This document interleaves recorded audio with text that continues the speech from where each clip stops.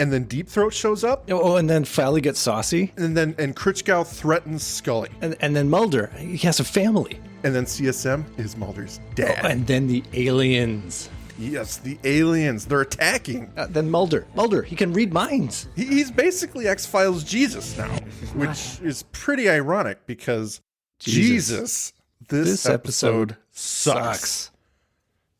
Oh, X-Files. Remember when we had some good season openers? Remember those days, Mike? I do. You know, there were times where Scully was on a hospital bed. You know, we were fearing for her life. Yeah, I know. And one of the greatest openings of all. And they could wrap it up in like a two-parter. But then I think when they went to LA, everything just had to be bigger. Bigger and bolder. A lot more action. Yeah. Or not, in fact. Or not. Maybe less action. Actually. This one tests that boundary. Maybe as little action as possible. Everything costs money in LA. Probably everything cost more than you could get away for in Canada, am I guessing? Oh, yeah. All right. Let's just get through it. I will not hide my resentment for the sixth Extinction Part 2, Amor, Fati. The second episode of Season 7, written by David Duchovny and Chris Carter, directed by our old friend Michael Watkins. This is an episode. This is an episode. When I should let the audience in on kind of some of the back scenes stuff is I was watching this episode for the show today, and for the 90th time, probably. Right in the middle of it, I text Andrew. I'm like, I'm so sorry, dude. When I was assigning the episodes, I forgot how terrible this episode is. Oh, that was not on purpose. You know how X-Files is usually redeemed by a killer monologue or a cool moment? I don't think there's anything like that in this episode. I think that they just needed to get to the end. You know, they needed to get out of what they had created for themselves. Like, it's always a plot puzzle how you're going to do crazy things to your characters and then get to the other side of it so that you can get back to the regular monsters of the week. That's this episode. Yeah, I think they were hoping for that final moment to really recharge the batteries for the fans, and, you know, Mulder and Scully are finally back together. Didn't really work this time. Yeah. Well, we'll explore why in tonight's episode of This Is Not Happening, another X-Files podcast. Where tonight, talking about Amor Fati, which is a Latin phrase that means love of fate or love of one's fate. Do you make anything of that? Obviously, the writers did. The writers being Chris Carter and David Duchovny, and his second big writing debut. The last one being The Unnatural in last season. Do I make anything of it? Not so much. I mean, I think they obviously are playing with Mulder's subconscious in this episode. What does he really want out of life or continue to want? And what is his fate? I don't think fate in the word of live or die. I think, is he fated to continue with the X-Files or choose this life of CSM-ness and kind of fade into obscurity? That's really all I get from it. And that is only based on that question. I have not thought about that. I haven't really thought a lot about it, other than I think they make more of it than it actually is, because he's not really given any kind of choice. He's not physically in the world in this episode. I mean, I don't think we're going to spoil it by announcing that. No. And the sort of conversion he's going through in his head is pretty straightforward and obvious. I suppose, if anything, the love of one's fate could be attributed to the cigarette smoking man, because he is the one who is taking on a mantle of responsibility. He is taking the burden off of Mulder and putting it onto himself. But I don't think that the writers intend us to think that. I think that this is all about Mulder. Yeah. Hello, Libby. I'm saying hello to one of our people in the chat. Yes, one of our Libby. many legions of people in the chat called me up. All right. Well, shall we get into it? Because there's a lot to wade through in this episode. The only sort of backstory would be to say that I think David Duchovny read The Last Temptation of Christ, and it influenced his writing a whole lot in this episode. No, you don't say. I think that there's a little bit of Christ imagery going on in here, but we'll maybe call that out. So here's the question. Before, Sure. and I don't mean to derail us already, but No, I'm sure this is going to be an hour and a half long episode that everyone's going to enjoy. well, let's try to get through it quicker than that. Who's at fault here? Is Chris Carter the typical scapegoat for, going out off the rails, off the deep end? Or, is David Duchovny creating some of this madness? Or is David reeling him in kind of like Spotnitz does? Or are they both nuts and they just kept going, kept throwing ideas at each other? It's a really good question. I think that this is Duchovny who's driving the boat here. And Okay. it's arm in arm with, I think they're jointly responsible. And I don't think any of the producers had the clout to sort of say no to David because he's the star of the show. It is a lot about him, but I don't think it's very interesting as an episode. But I think that's an interesting point. Yeah. I mean, at this point, he knew he was leaving. Yeah. So I don't think he sabotaged the show on purpose or anything like that. But this is the beginning of the terrible, unfun mythology stuff. Mm. Said it last episode. I'll say it again. I hate when Mulder becomes more than a man. And this is like the impetus of that. And he is becoming this kind of, they even say it, this kind of Christ figure. Yeah. Well, actually, throughout the rest of the cigarette smoking season. man specifically says you're not Jesus. So, I mean, he does, but that's like, that's not enough, like, no, come on. I don't know. All right. Well, let's dive into it. Which is an appropriate metaphor because we do open on the beach where seagulls are frolicking about as an ocean surf crashes down. The camera pans over to reveal Mulder. He's sitting on his butt, looking off into the distance with a peaceful, one would almost say happy expression on his face. He's watching a little boy taking his first steps between his parents. In the background, we hear the disembodied voice of Mulder's hospital doctor, Dr. Harriman, explaining to someone that they're tapped out of options. Mulder's brain is experiencing so much activity that it's destroying itself. Where we cut to Mulder's mother in the hospital receiving the diagnosis, but she harshly cuts off the doctor, explaining that there's only so much bluntness a mother can take.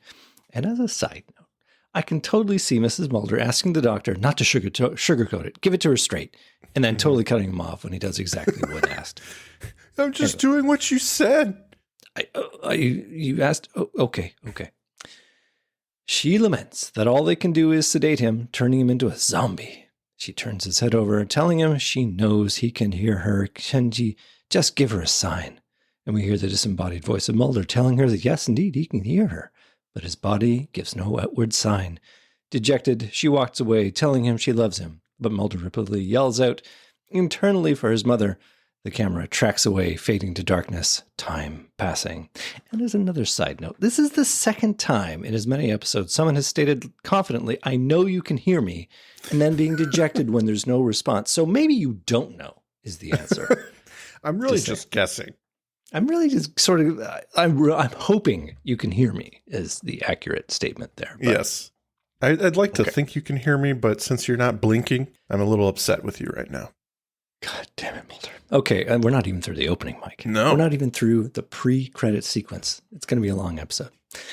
Later, the camera tracks through a dark hospital room to reveal the cigarette-smoking man who's paid Mulder a visit.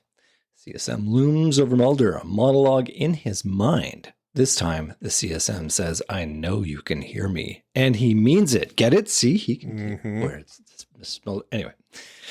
Mulder does give an outward sign this time. His eyes move. Pity they didn't do that when his mother was around. We have some barbs back and forth between the two of them. Seemingly they can read each other's mind. And then the CSM pulls out a syringe and injects Mulder in the temple. And I got another side note here. I'm sorry. You just cannot do this. There is a hard bone there called the temporal bone, which would be strong enough to resist a puncture from a common syringe. And to what end? You generally inject medications into a blood vessel, and there really aren't any there. I guess the assumption is it's going straight into the brain. Straight into the brain. Yep, into the brain. So this is sci-fi. And I guess I'm fine with it? Question mark? You're going to have to be fine with it because it's going there. Another sign from Mulder as he winces from pain. And as the medication takes effect, he seems to wake from his coma. The cigarette smoking man tells Mulder he's giving him a choice. Life or death. Mm-hmm. Your account is squared. That's quite with me, with God, with the IRS, with the FBI. Rise out of your bed and come with me. I'm dying, you idiot. If I could get up, I'd kick your ass. Don't be so dramatic. Only part of you is dying. The part that played the hero. You've suffered enough. For the X-Files, for your partner, for the world. You're not Christ. You're not Prince Hamlet. You're not even Ralph Nader. You can walk out of this hospital and the world will forget you. Arise.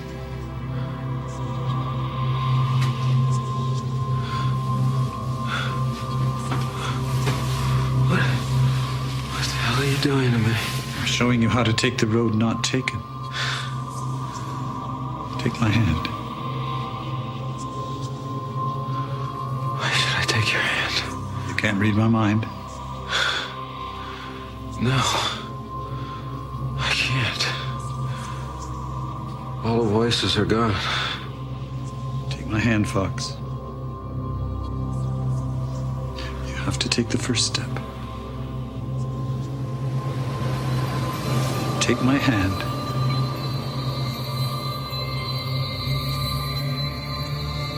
I am your father.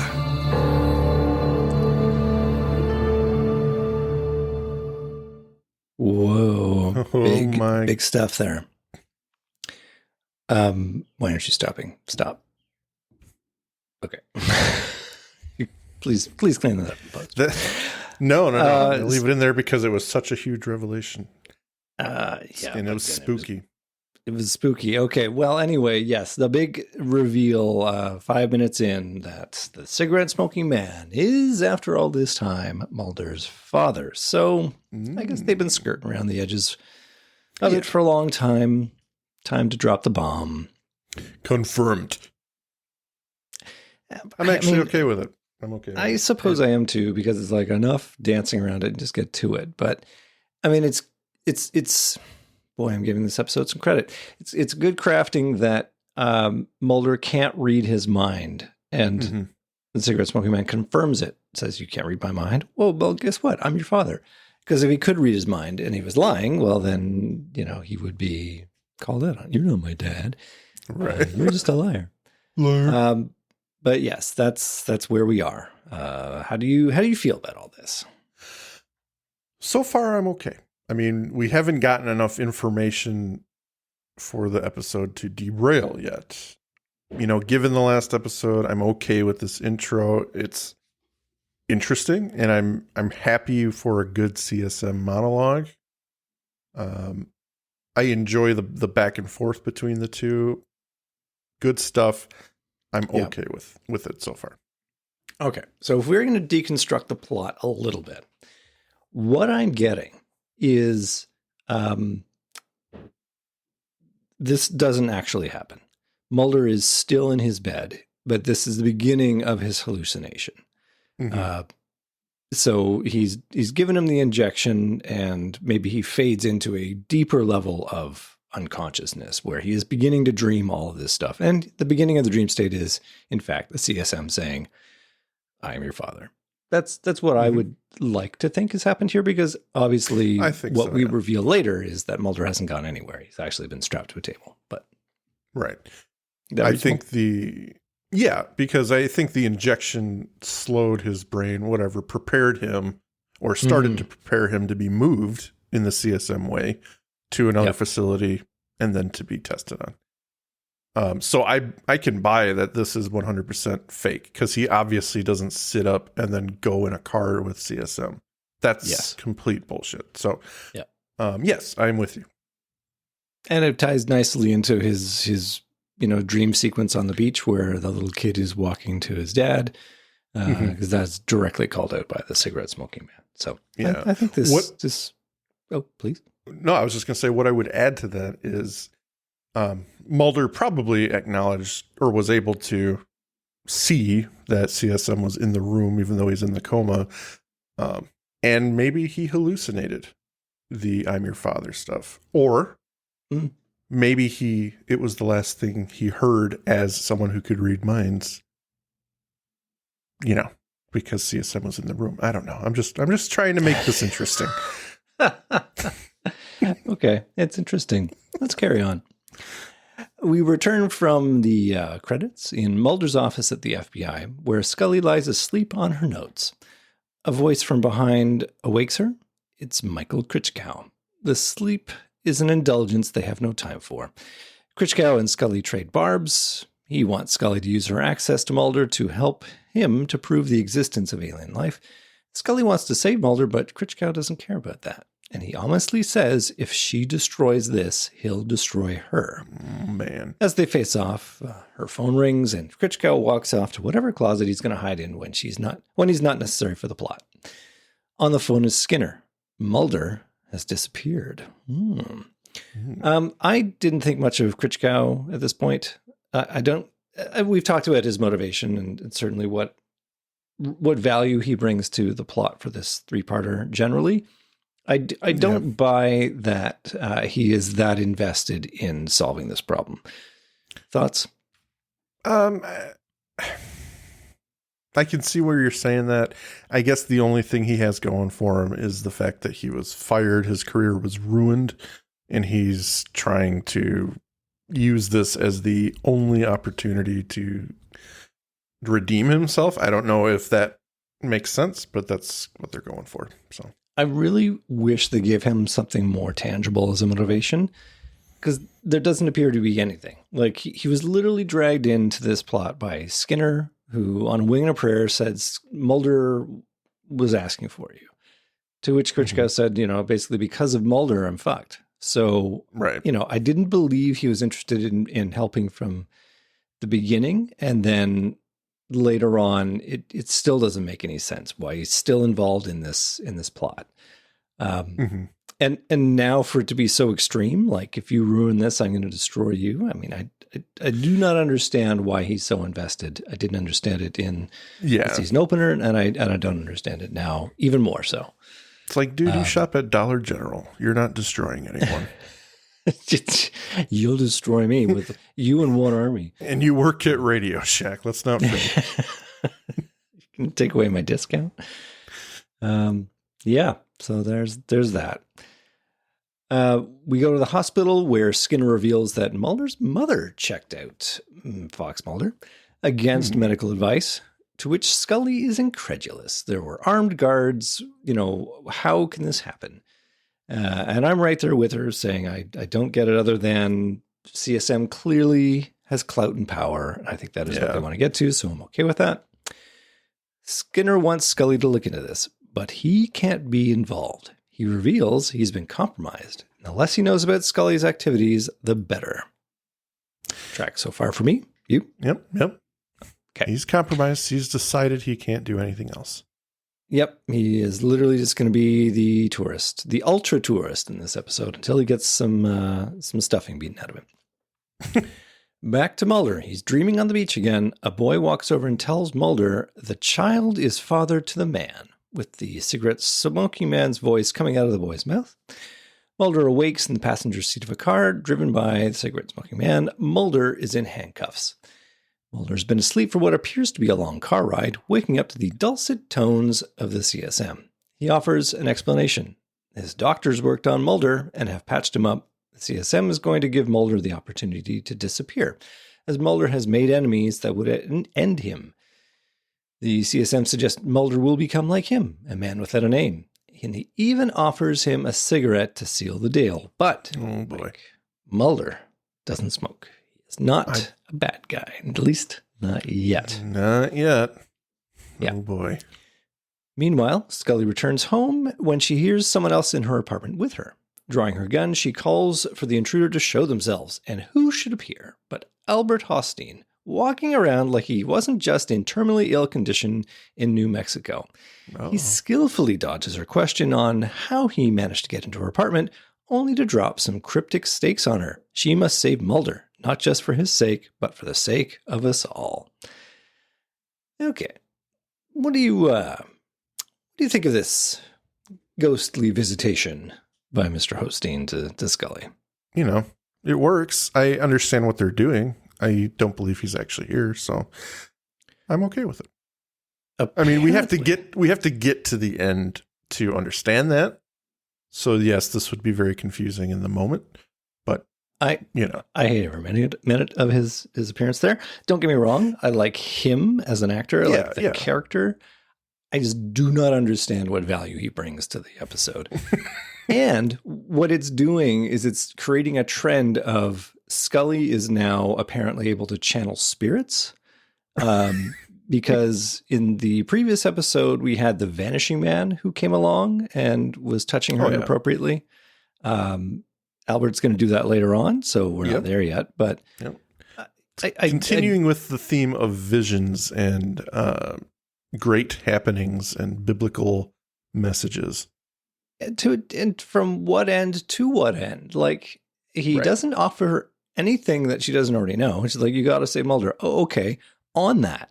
You know, Thank you. And by the way, you really have to do it or else we're all screwed. Oh, okay. Well, thanks for increasing my tension level. Do you have anything to offer, like where he might be? No. Okay. Well, why don't you just go hide in the closet where you can stay until the plot requires you to come out again? I can't give you everything, Scully. Yeah, I've given you everything you need to sell this. Why so much already. Yeah. Anyway, there's Albert. So Mulder and the cigarette smoking man have arrived at their destination in the sunny suburbs, Mulder's new home, it would seem. The CSM offers him another choice. You can drive away right now, back to Scully, back to your X-Files, and imminent death. Or maybe have a look around, see what it's like before you drive off. What's this? And what it is, Mike, is a 2-story suburban home with a lovingly groomed lawn. And apparently, this is where Mulder is going to spend the rest of his days. Well, boy. Can he be swayed, Andrew? Can he be swayed to stop doing what he does? So if I were to draw a parallel, this would be Jesus going off into the desert to be tempted by the devil. You know? Listen, I'm not saying that's a literal thing, but I think that there are some allusions that that are being drawn here, if you know what I'm saying. Just a few. Just a few. Well, we cut back to the FBI, where an agent reveals to Scully what they've learned of Mulder's disappearance. Mrs. Mulder checked out Mulder against medical advice. Security cameras show the interaction, but they are blacked out with spray paint. But a small area, which wasn't painted, reveals Mrs. Mulder talking with someone holding a smoking cigarette, which is all Scully needs to put the pieces together. Hey? So, back at Mulder's new digs. I hate this. It is the perfect spot, right? Yeah. You not only get to see her clearly, but a hand raising a cigarette. It's like, come doing on. The old, like literally blocked so that he can move into focus and be like, hey. Wow, just perfect. Like I didn't get that much luck watching squiggly line porn when I was a kid. I couldn't even see his nipple, but they get all that. Sorry. Yeah, it's true. It's a weird little moment there. So, all right, we're going to move on. We're going back to Mulder's new digs. And he's walking through into the gloom of the house, this new house that he's going to spend the rest of his life. In the kitchen, he opens a well-stocked fridge to reveal dozens of packages of sunflower seeds And behind him, a familiar face, Deep Throat, seemingly alive and well. Mulder is overwhelmed, delighted to see that he's still alive, holding him in a warm embrace. Deep Throat shows his bullet hole and then reveals it was enough to send him into hiding and a new life. I felt responsible for your death. You can let that go. Clearly, I'm alive. I thought that you died for my quest. Yes, along with Scully's sister and the man you thought was your father and Dwayne Barry and even Scully's mysterious illness and on and on and on. You can let go of all that guilt. I'm here to tell you that you're not the hub of the universe, the cause of life and death. You and I, are merely puppets in a master plan, no more, no less. You've suffered enough. Now you should enjoy your life. Let me show you something. That's my wife and daughters. We live just down the street. I hope you visit us for dinner.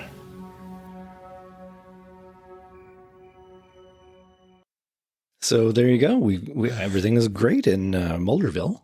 So I don't know. I know you were happy. I know you were happy to see Deep Throat again. Oh, absolutely. Absolutely. I can't even be upset at this, but it's like almost all the cool spy stuff and Man in Black stuff of Deep Throat just got washed away, and he's now just a family man. It's like, who are you, sir? Yeah, well, the family is a sham, right? It's a whole elaborate scheme to weave Mulder into some machination. Yes. But no, they're definitely alluding to a friendship that may or may not have existed, a love between these two characters that was maybe embellished for the purpose of this moment. Yeah. But obviously, Mulder carried a bit of guilt, even though he wasn't personally there when the awful thing happened. Mm-hmm. But who doesn't like Jerry Hardin, right? That's what we got. Absolutely. Love him. Well, later on, Mulder is resting, dreaming, and he sees the same boy playing in the sand, building a sandcastle. Actually, I'm realizing it's not the same boy. It's a different older actor. And apparently twins, because they couldn't get the boy on the set to do the scenes for like California law. At that point, you can only have a child actor work so many hours. So they got some twins so they could swap them out. Goddamn laws. I know. It's draconian what they let these kids get away with. Anyway, so boy playing in the sand, building a sandcastle, but a passing wave destroys the castle to the boy's disappointment. Mulder goes over, supportive, telling the boy he can just start over again, but the boy looks uncertain. At which point Mulder wakes up, seeing a woman down in the hall. As she walks over, we see it's Diana Fowley in a sexy nightgown, extolling the virtues of the hetero-monogamous relationship. As in, the woman beckons you in, making a fire, laying the table, taking you to her arms, etc., etc. She produces a key to Mulder's handcuffs, unlocking them, and then running her hands up his bare chest. And across the nation in late November 1999, millions of hearts went aflutter with conflicted emotions as the two began kissing passionately, and we faded to commercial. So this is David Duchovny's part. Oh, this is where he wrote. This is what he wrote. Oh, okay. So, Chris, I got this idea for a scene. It's going to be very heavy. The whole episode was around this, the three-parter. I got a dress picked out for you special. It's from my special closet. But I had my buddy George Lucas design it. Yeah, it's so apropos. Yes. No. So we had some symbolism there, huh? Everyone's trying to get him to come to the dark side. And then, of course, Fowley undoes his chains, which are still present in his mind. For this whole time. Yeah. Yeah. She's unlocking him. Yeah, and I glossed over it too. What did you make of the kid making the sandcastle and the wave comes along and then Mulder's like, start over building again? It's hard to say because what it becomes, I don't know if it's supposed to be like Mulder has built this quest in his life which revolves around the aliens. Like I'm already thinking about it much harder than I should be at this point. Yeah. This You're episode is desperate not to draw that meaning deep. into it. No, well, I think it wants to be deep. It I wants think that to it's be its deep, problem. but it's It wants really to be very not. deep. Yeah. So I think I'm giving it too much credit when I try to understand what the sandcastle's about, but I'm willing to give it something. You know, they were trying to do more symbolism with Mulder, I think, but that's just what I'm getting. Well, symbolism with Mulder in a Jesus-like configuration? Do you really see that? It's subtle. You have to look for it, Andrew. Pretty darn subtle. Okay. Pretty subtle. We fade back in from commercial, and Scully is leaving a message for Mrs. Mulder, one of several. She opens a messenger envelope that's been given to her by another agent, and out comes a book on Native American beliefs and practices. No sender on the envelope. She sees that the symbols on the book are the same as the symbols that she's been deciphering from the alien spacecraft. Interesting, hey? Can I just Except, of point course, out that we already know that Albert Hofstein has been translating it. So why is this a revelation? Can I just point out something? Sure. And I'm not Mr. PC or anything. Really not. But I know that to be true, yeah. I mean, the fact that there's a book called Native American Beliefs and Practices, as if they're all one thing. It's a pretty they all thin book. Yeah, they all share the same beliefs. They all have one set of goals, one set of morals. No. I think not to generalize your country, but in maybe 1999, there was a perception that you could lump them all together. Absolutely. Yeah. I'm not saying the perception isn't true. I just think the book could have been named something else. I think it could have specifically been an Anasazi. But like, Anasazi beliefs and tribes and things like that. But.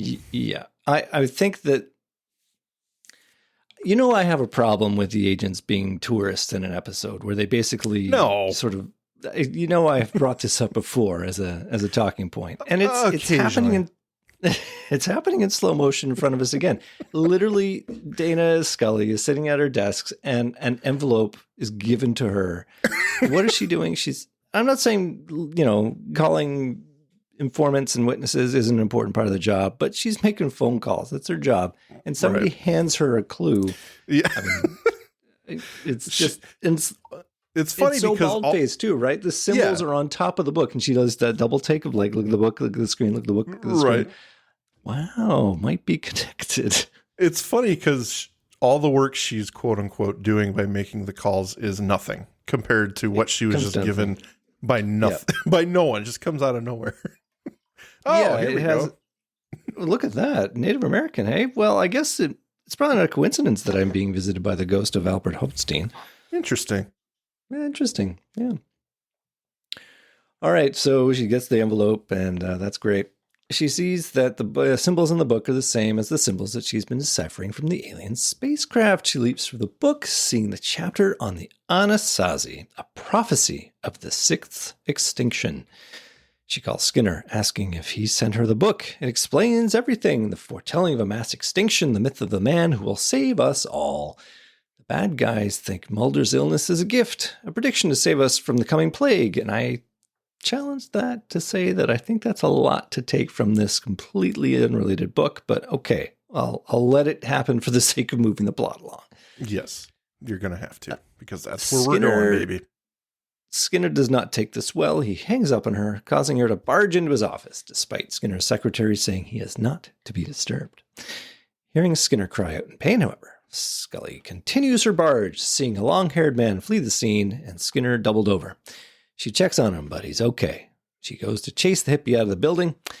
Despite the hallway being filled with other FBI agents, they can't stop him. Hippie flicks the fire alarm and manages to get away in the chaos. Well, there's a moment, hey? At this point, you probably knew that was Alex Krycek. Yeah. Right. There's one lingering question I have throughout this show.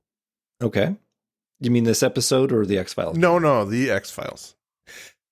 How the hell do all these people get into the FBI lower levels and just wander around like nothing's wrong? And they're supposed to be there. It's like, how does this happen continuously? Well, Kritschkow did it in the first sequence, just after He did it. He did it there. Krychek's Yep. doing it here. They were doing it in season 6 with the Lone Gunman, which is fine. That was a good episode, but And they had visitor badges on, so I'm okay with that. They got away that's from the all turn. right. Yeah. I They did think, it with What's Her Face in Monday. They did it. I mean, come on. Like, No, what is going What's on Her Face here? Monday had a visitor badge too, though. So Did she? Yeah. it Well, tracks. whatever. Yeah. Whatever. I'm sure Krychek has one too. He had My never handed point- his badge back. My point Or his- being is there is a lapse in security from the tour to the business, everything needs to be done, secret information section. I think We're- that they need to stop giving out guided tours. I think that would be Something. an immediate halt in security breaches. Yes, absolutely. No more All right, 80 Skinner clutching his heart on the desk. yeah, if you stop tour groups, you reduce the risk dramatically of intruders with nanobots. nanites getting in and messing up your assistant directors. Percentage goes way down. Way down. 0 days since the last nanite-induced heart attack. Yep. It's that time, everyone. The Magus Media Production sales pitch. Please check out our homepage at magusmediaproductions.net so you can stay up to date on all of our shows. Check out our Facebook group, facebook.com/groups/Magus Media Productions, both of which have our Discord link on it, where you can join us for live shows as we record them for future release. At Magus Media Prods on X, our Patreon, patreon.com/Magus Media, where a $5 donation will help us keep the lights on and bringing you new content, and you get some stickers. Thank you for your consideration and support. Well, we return to Mulder, stepping out to get the morning paper on a delightful day.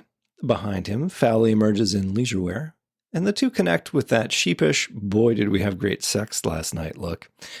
But there's something on Mulder's mind. Everything's perfect. What the hell is he doing here? He has commitments, and he's ignoring them. Fowley assures him that these commitments are childish, and he won't know true responsibility until he becomes a father. Oh. Mulder's skeptical. It's all too fast, and he has no reason to trust the cigarette-smoking man who has set all this up. Fowley suggests they talk to him after breakfast. He lives just the next block over. So, yeah, completely reasonable scene, right? It's reasonable. It continues the thread of continue to abandon what you fought so hard for. Isn't this simple life a contented life? Isn't this everything you've ever wanted? No. Not unless you're an alien. If you could swap Fowley for Scully, maybe. He just stays there all day. Yeah, exactly. Well, Scully visits Kritschkow at his apartment, barging in, because this is a Scully barges in episode. She accuses him of revealing what they've learned, telling Kritschkow about the attack on Skinner. But Kritschkow denies it. Scully then sees her work on Kritschkow's computer, all those alien symbols. He's hacked into her files, saying he was having them analyzed, but the National Institutes of Health, which is a questionable place to get stuff analyzed, but yeah, whatever. And that is another reason why you should not have tour groups come in. Right. Lessens the chance of your stuff being hacked and stolen. Right. But I mean, they like to play fast and loose. They're so committed to finding the bad guy that they create them. And they allow them in, like a spider on its web. Ooh, that's like a honeypot scenario. Yeah. If you just invite the bad guys Invite in, you them can in. close the Yeah. net. Yeah. Can't you can keep your fingers grasped could there. probably triple the number of successful prosecutions if you do that. And that's what it's all you about. wouldn't need to have a whole fleet of cars because all the bad guys would just come to you. You keep those for appearances. That's right. They don't depreciate near as fast because you never drive them No. anymore. All right. Where was we here? Oh, okay. The material describes advanced human genetics, and while Scully goes to delete the files, Kritschkow natters on. The data proves what he's become, biologically alien. What is she hiding? Scully deflects and leaves Kritschkow with no answers. Oh, poor Kritschkow. He's really grasping at straws for a reason I still can't fathom. And she deletes all I don't those think there's files. anything that's gained in this scene either, hey? No. She just deletes the files. He was hacking on her computer. That's it. To which I say, like, if he did it once, Surely he can do it again, right? I mean, if he can hack, Yeah. chances are he can recover some files that she deletes. I have the undelete command right here. Control Alt Undelete. Yeah, that's right. You got my one copy. Okay. Meanwhile, Mulder and Fowley go to visit the cigarette smoking man at his house, a bigger house than Mulder's, where the CSM reveals he has more mouths to feed. 3 grandkids and, shock incoming, Mulder's sister. In the distance, we see older Samantha of Colony fame playing with the CSM's grandkids. Samantha runs over and hugs a shocked Mulder. Whoa, the revelations just come fast and furious this episode, eh? If you didn't know it was bullshit already, here we go. Yeah. Here we go. Exactly. Tell you what I wanted to see. Okay, go. First of all, the way CSM opens that door and looking all schoolboyish is awesome. It's He looks hilarious. so 1950s Leave It to Beaver. Yeah, I wish he had a sweater wrapped around his fucking neck. That would have been fantastic. Yeah, that would be ultra. That's what you wanted to see? Was him That's wearing a it. sweater? That's it. That's it. Yeah, absolutely. Yeah. A pipe at his side. Oh, Mulder. So Mulder, good to see you. Do you want a Negroni? All right. So now we got Samantha back. So listen, everything is coming up roses for Mulder. I don't know why he'd ever leave. Well, the other shoe drops as we cut away from the scene, revealing Mulder on a futuristic medical table, probes and electrodes attached to his body. So it appears, Mike, that he is not, in fact, in Pleasantville with all of his long-lost compatriots. No. He, in fact, is a guinea pig on a table, and the cigarette-smoking man goes on to speak about how proud he is of Mulder and how he's going to change the world. And I know you wanted to get a word in edgewise here, but we're going to play the clip first. So here we go. The father has high hopes for his son, but he never dreams this boy is going to change the world. I'm so proud of this man. The depth of his capacity for suffering. Like father, like son. They think what he has is killing him, but in actuality, he's never been more alive. Do you think he dreams? I'm sure he dreams. About what, I wonder? The dreams all men who are owned by the world have. A simpler life, full of small pleasures. Extraordinary men are always most tempted by the most ordinary things. Dreams are all he has now. Oh, poor Mulder. All he has is dreams now. That line of he's never been more alive. I'm tired of It's hearing like Carter is in love with that line because I think it's been in all 3 episodes. Oh, yeah. Yeah, it has. This episode, man. Well, what do you think since we're, on this scene and it's the first time we've seen it? Now the revelation is out. He's not, in fact, in this perfect little world. He is dreaming a big dream. I'm actually thinking of something else. Could you tell me what you see in this shot with Mulder? Oh, like he's on the cross? Yeah. For some reason, he has to be splayed out there with his arms outstretched. Yeah. As no one ever is in a procedure unless they're having their arm operated on. And even then, I think you would take just another table and put it up there. But they constructed a special table for this moment. They constructed the special tea table. This cross-shaped table. Just for him. I can imagine the designers. It's like, you can't buy that at an IKEA, that table. Well, no, it's like those block furniture. You piece it together however you want. Oh, so maybe it is an IKEA special. It could be. It could be what's it called? Wayfair? Or whatever that fucking straight from Temu, 1999 Temu. Yeah, I imagine the carpenters that came in to do that were like, "Oof, it's kind of a weird looking table, not very practical, but hey man, it's your dollar." All right, we're going to come back from commercial now with Diana Fowley walking the halls of the FBI for some reason. No reason for her to be there, but why not? I guess she's got a job to do, ostensibly, when she's sending emails. Scully walks up behind her, offering her a cigarette. Oh, sly dog with your barbs. Fowley doesn't smoke. Implications hang heavy in the air as Fowley tells Scully to cut the crap. The two go somewhere private, and Scully demands to know where Mulder is. Fowley deflects. What could Scully have done to prevent Mulder's disappearance? Scully lays it on pretty heavy to convince Fowley to tell her something. Now, Mulder would have put everything on the line to save her, but Fowley doesn't budge, leaving. So obviously they needed a scene where Scully is trying hard to do a thing, and Fowley's a way in. Yeah. But Fowley's just not going to have any of it. I'm not going to be a part of this. Any value in this scene to you? You keep asking that question. Yeah. It's like just piling on, just to pile on. I don't get much value out of this episode at all. Okay, so I should stop asking the question. You can stop asking that question. I guess, and it's hard that in this episode it suffers from the same thing that the previous episode suffers from, in that the script is not good, but it's kind of elevated by Gillian Anderson's performance, and this is kind of approaching that, except it's not a big enough scene. Like, I don't understand why Fowley says, well, what could you have done to do, to avoid this? And the answer is nothing. Scully, right? There's nothing she could have done. And I think Fowley kind of knows that. So I don't understand the character of Diana Fowley, other than she's kind of trapped between a rock and a hard place.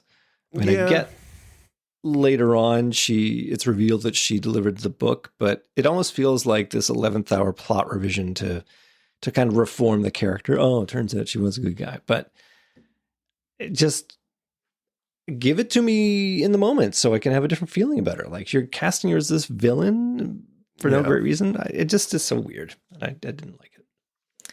Yeah, they do that a lot, where they have characters toe a line where they could be bad or good or do something awful, but then help the agents in the future. I think they do it a little too much, and this is just the latest example of it. And what good are you, Diana, if you're still helping CSM? Like, do you really care about Mulder, which you claim to do, because you're trying to give Dana the answers or whatever? Yeah. What are you doing? Come up with a reason. You're sick. You can't come into work today. You can't be with CSM while he fucking torments your fucking love interest. Yeah. It's a strange moment. And even giving Dana the book doesn't really do much for me. It's like, no, it's definitely the least she can do. Yeah. Okay, great. Maybe if, I'm not going to try, and even maybe this episode's not worth it. Okay. We're going to cut back to Mulder on the table. The cigarette smoking man is getting prepared, a doctor giving him an injection. As the two discuss what has happened, Mulder has inadvertently become the answer to their quest to create an alien-human hybrid that would survive the coming apocalypse. The doctor cautions that Mulder may not survive the procedure, which the CSM shrugs off as Mulder's suffering a hero's fate. So I don't think that he's Mulder's father. Or at least he doesn't think he is at this moment, because he cares less in reality than he does in Mulder's dream vision. Yeah. He is always out for himself. That's 100%. Never in question. I think CSM's always got CSM on his mind. So, yeah, I could go either way. He shot his other son in the head, so he firebombed what he thought was Mulder at the end of season 2. So, yeah, he's mercurial as a person. Very much.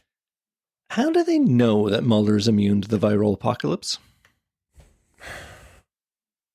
Because they said so, man. Because they said so. They said so. Correct answer. Script. Okay, moving on.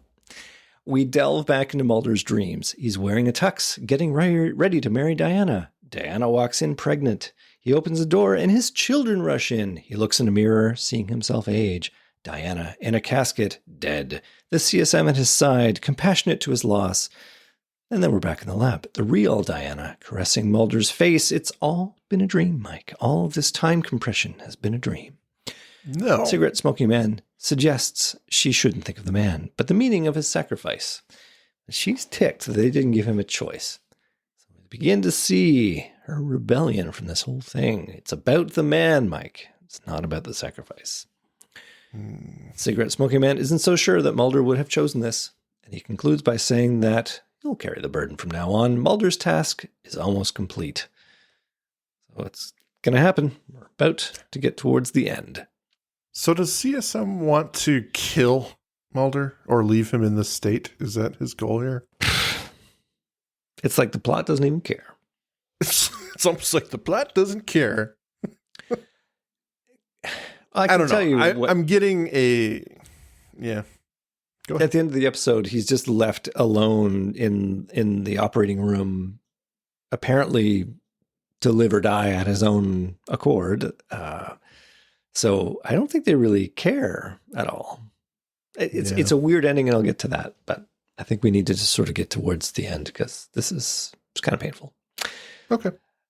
Back at her apartment, Scully is again visited by Albert Hosteen, who again presses her to find Mulder. It's like, is she doing anything else?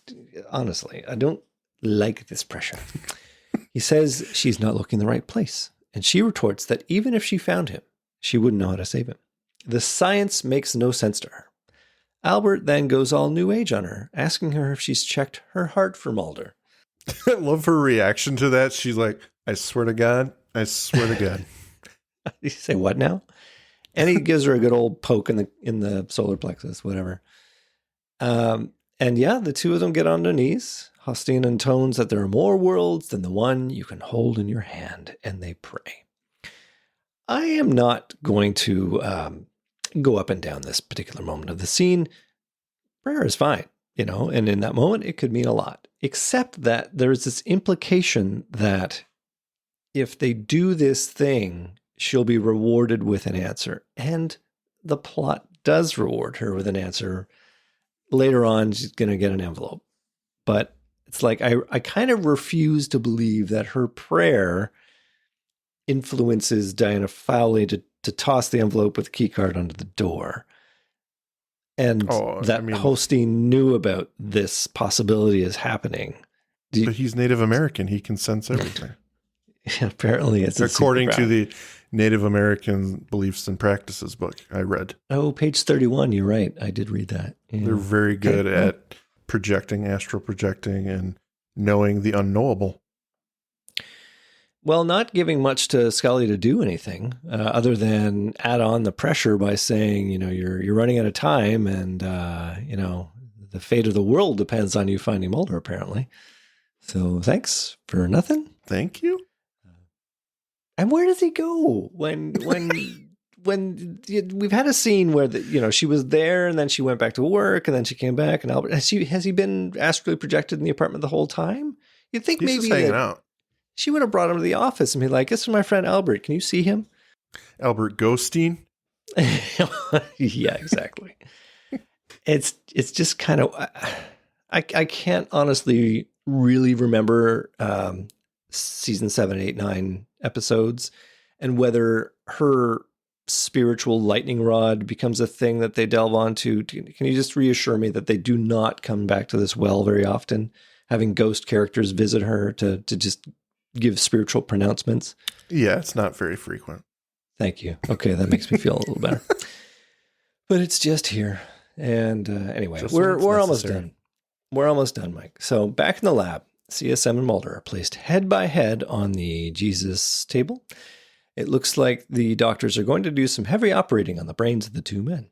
The CSM confirms that they're going to remove genetic material from Mulder and implant it into him, forcing the next step in evolution to save mankind.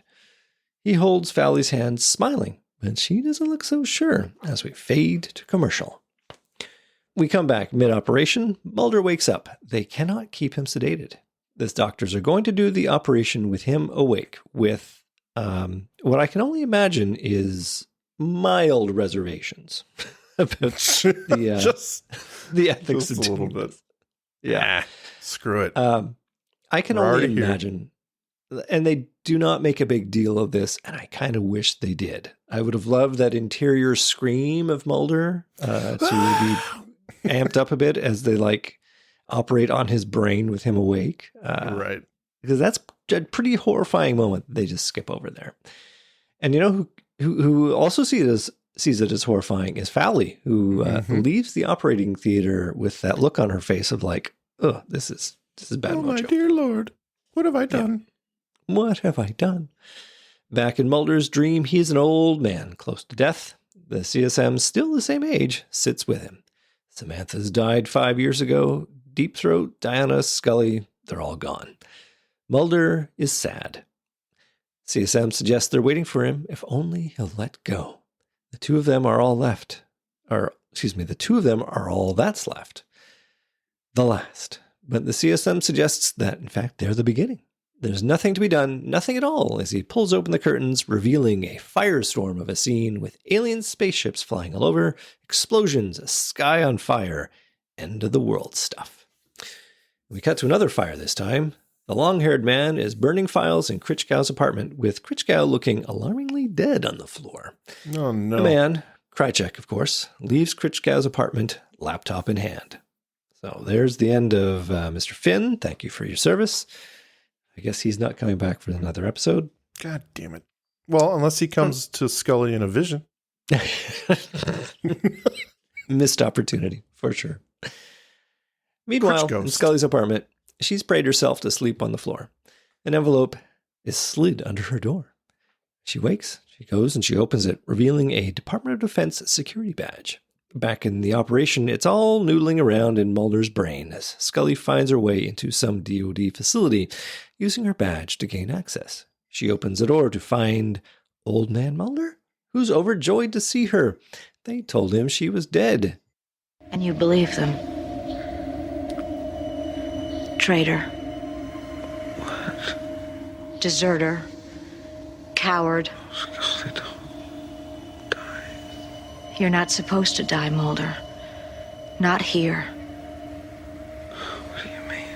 Not in a comfortable bed with the devil outside. No, you don't understand. He's taking care of me. No, Mulder. He's lulled you to sleep. He's made you trade your true mission for creature comforts. There was no mission. There were no aliens. No aliens. Have you looked outside, Mulder? I can't. I'm too tired. No, Mulder. You must get up. You must get up and fight. Especially you. This isn't your place. Get up, Mulder. Get up and fight the fight. Scully. Scully. Scully. And what follows is a lot of, Mulder, Scully, and I'm old and everything. But yeah, there we go. There's the obligatory, your confidence is waning and you need to be re-energized to fight the fight scene. Work for you? No. This one doesn't work for me. Yeah. Maybe it's because this is the fourth time they've done this? Third time? I've kind of lost count. Yeah. I don't know. I mean, she lays it out there where, obviously he's not supposed to go this direction. And I get that, and I can understand that his subconscious would do something like this to him. I just don't like the way she lays it out. You have given up your mission for creature comforts. It's a little bit on the nose. Yeah. Yeah. I don't. It's very heavy-handed.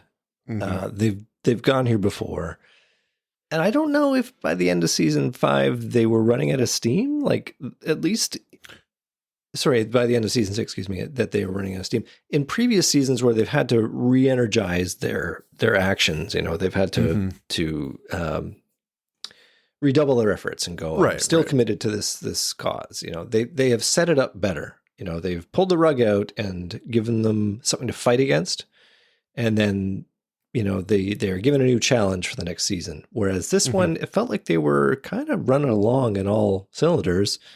They beat the Syndicate, so they won? Question mark. And that's the thing is they chose a direction that is highly questionable and bothersome. Let's just put it that way. Yeah.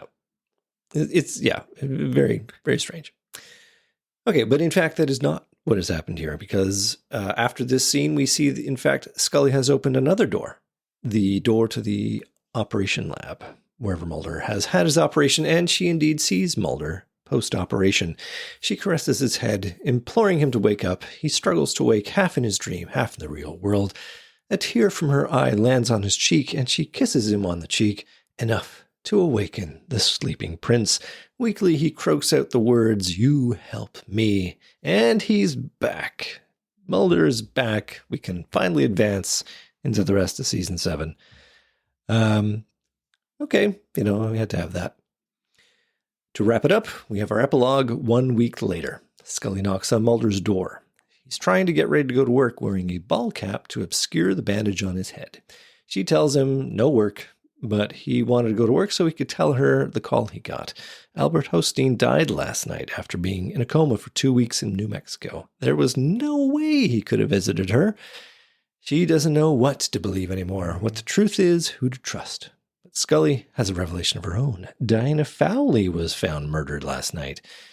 She was the one who gave Scully the book and the security badge that led Scully to Mulder. The two embrace, both overwhelmed with emotions.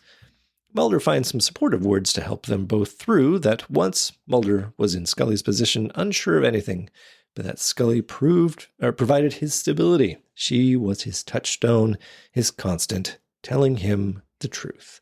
And Scully confirms that he is the same to her as well, and with that, they seal their commitment to their friendship with a chaste and loving kiss on the forehead, with Mark Snow's piano serenading us out, leaving Mulder in the doorway with a final vision of him and the boy, continuing to build their sandcastle UFO. And we cut to credits. That's the end of Amor Fati, Mike. Tell me your final thoughts. I don't think words can adequately illustrate how much I dislike this episode. Whoa, that's a heavy one for you. Normally are we doing a Scully Mulder role reversal where I'm the one who's like, actually, I liked it. Had some charms. We are. I mean, we've already torn it asunder, but a little bit, yeah. I'll say things I like, mostly guest appearances. For the virtue of them being in the episode. That's about it. When Jerry Harden came on, you were so happy. It bumped it a little bit. I was like, all right, here we go, getting better. Unfortunately, that's about where it peaked. I don't know. I love the show. I love the characters. They obviously are going to falter, and we've covered many episodes where they have done so. I'm not alone, I don't think, obviously, in believing they should have gone a different direction with the mythology after the Syndicate was overthrown. Mm-hmm. Part of me, and we talked about it briefly, I think, at the end of season 6, where I think they should have gone full bore.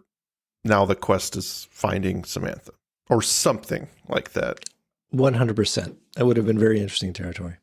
Because it would have been a much smaller scale thing, but still involve the conspiracy. And they could have done a lot of cool stuff with that, but instead they chose to kind of not really, but sort of make Mulder Jesus in the universe of the X-Files. And yeah, this is not the end of it. This is the beginning of it.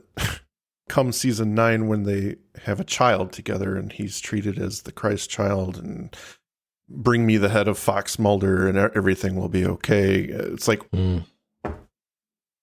what? Yeah. But I'm skipping ahead. Yes, let's talk about this episode. Yeah, perhaps the reason I don't like this episode, the reason I hate this one as much as I do, is because of what it implies. I'm okay with CSM being his dad or not. That's fine with me.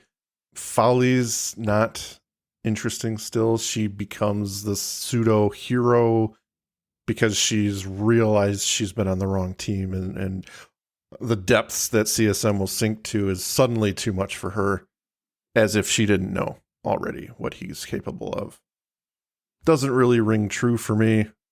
It's just a poop episode, man. I'm over the superpower thing. I'm glad they're going away from it because he doesn't have it the rest of the season. Yeah. But I'm just tired. I don't like that stuff. 100%. It's a very, very visceral reaction that I get when I think of Mulder, the deity, instead of Mulder, the FBI agent. Well, I think that I'll go back to ground that we've hashed before by saying that I like this show because it is generally, at least for the first 4 or 5 seasons, it slides up to reality. And it gives us the sense that, this is all obviously an alternate reality where crazy stuff happens and we're exploring that paranormal stuff. Mm-hmm. But it is trying to ground itself in reality. And in this season, it looks like they are very much veering off that track and going into more fantastical territory, which is totally allowable. If you want that to be your show, that's fine. Yeah. It just changes our expectations of it. There's a lot more of, I'm not sure I believe that, or I don't think that would, I don't think that character would make that choice, or I don't understand why that character's making that choice. And I'm going to put a lot of the blame, if you will, for this script on David Duchovny, because I think that he barged into it with this idea of, we're going to have Mulder have a Jesus-like choice to make. He's got the temptations of the normal man, and yet he's got this destiny that's been thrust upon him. And it's an interesting story, sure, but they almost go to lengths to try and say, but he's not Jesus. He's not Jesus. The characters, at least on 2 occasions, say it's not about you, but in fact it is about him, right? Right. Yeah. So, and the business of transferring the genetic material, I just feel like, okay, well, I guess, plot says you can do it. It feels like it's a little bit risky. And that's another thing. Like, yeah, we had hints of it the first 2 episodes of this mythology arc, the last episode of season 6 into the first episode of 7, where the alien artifact kind of sprung to life the remnants of the black oil that he was infected with in season 4, which came out of nowhere. As far as we knew, once the oil was out, it was out. But now it like purifies. Yeah, supposedly it purifies him to the point of being able to withstand the apocalypse. Okay. Did CSM know that the whole time, or did he just come across that information now? And he's like, hey, I know someone who's been affected. Well, I don't know. It seems too convenient. It's weird. It almost undoes the whole point of the syndicate. Yeah. Because it's like, why not just infect everyone and, do your vaccine that you've got, and then you're good, supposedly. And I think back to Two Fathers, One Son, where Cassandra Spender, I thought she was the successful alien-human hybrid. I thought that was the big first deal. Yeah. So it's like, but he's like the purest version. He's got red blood and everything. So, I guess that's the difference. Yeah. Well, her blood was capriciously able to hurt and not hurt people. So yeah. Okay. Well, I feel like we have certainly battered this one. The only other thing I wanted to say was I thought it was very lazy screenwriting to dispatch Critchcow and certainly Fowley off stage. It's like they're big characters. I'm kind of okay with Krychek being the downfall of Critchcow and just walking over his corpse and burning his apartment down. It's an interesting scene, I suppose. But to have Scully say, oh, yeah, and they found the murdered corpse of Diana Fowley. By the way, this is burying the lead because she literally comes to his apartment and says, oh, what are you doing up? You shouldn't be going to work today. And then they talk about Albert Holstein, and then she says, oh, by the way, Diana Fowley was murdered. I know that you two were intimate. I know that you just had a dream where you're fucking her brains out consistently. And how does she know? And if anything, I think Mulder would have gotten the call about Fowley, and Scully would have gotten the call about Holstein. So it doesn't make any sense to me that the other there's a problem with the switchboard. Maybe there was one call. They're like, I've heard of 2 deaths today, and I think we should tell Scully. By the way, Agent Folly's dead. I know you didn't like her very much. Oh, and I heard about this Native American dude. I don't even know if you know him, but he died. I think you may have met him once. Anyway, go talk to your partner. Maybe he'll know more. So to wrap this up, the writers found a way to sidestep the whole mess of the plot and get us back to stable footing for the rest of the season. And where any other people in the world would probably take a 5-year disability leave, it's back to the grind for these two. A few 6 days, maybe. Tell you one of the small things I don't like about this, which is actually pretty big when you think about it. Mulder had his brain operated on, and they like sealed him up all normal again, and he's good to go. 1 week later. 1 week later, ready to go. Ready to go. Yeah. They didn't even shave his head. They just and put his hair back on. I don't know. Listen, in 1999, there were great advances in brain surgery. You would not believe the stuff you could get away from. Yeah, I guess that's true. Lasers and stuff. Well, I think we've annihilated this episode as best we can without becoming too annoying, I hope. I think this was the 7th extinction right here, for sure. We didn't have any comments to we did not. Just as well, I don't think anything would be nice to be said about this one, other than Jerry Harden was there. Isn't that nice to see him again? It was so nice to see him again. Mike, if you would please sign us out of this episode with final word. Don't watch this episode. Thank you for listening to today's episode. If you liked what you heard, please rate and review on your podcast app of choice. Andrew and I would be eternally grateful to you fine people for helping us expand and get the word out. Also, we've got a killer group on Facebook. Feel free to join in on the discussion at facebook.com/groups/thisisnothappeningpod and become an official member of the syndicate. We do polls and we have questions for every episode to give you guys the opportunity to chime in and possibly let your voice be heard on our recordings. And please join us on our new Twitter at tinhxfilespod, no dash, to stay up to date on everything, moment to moment. Thank you, and remember, don't stop swimming.